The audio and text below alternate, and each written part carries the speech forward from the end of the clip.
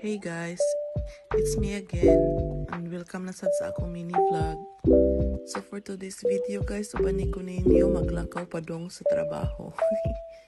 By the way guys, during winter season di ay kay maglakaw ra may padong sa ang facility. So ang amog yung mode of transportation kung mapadumi sa among trabaho is bike.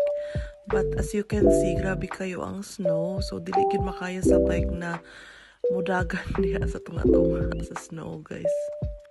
Delikado yun siya kay maslide. So no choice kita guys, agwanta kita sa mga 30 to 40 minutes walk pa dong sa trabaho. So magdepende pag yun na guys kung dili mag snowstorm. Like today, before ko nigawas sa balay, grabe jud ang snow gani ha. May nalang gani guys kay ni hunong na siya pagawas na ako. So on the way sa trabaho guys, makaagi dito og 7-Eleven. So nihapit sa ko kadiyot og 7-Eleven guys, parang palit og ako ang baon.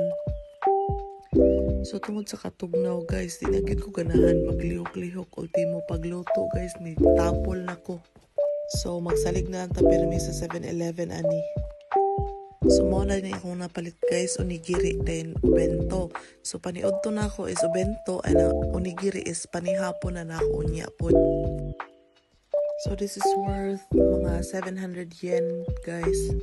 So medyo gasto gid siya, pero sa unta man Disney Princess niyo gikapoy na.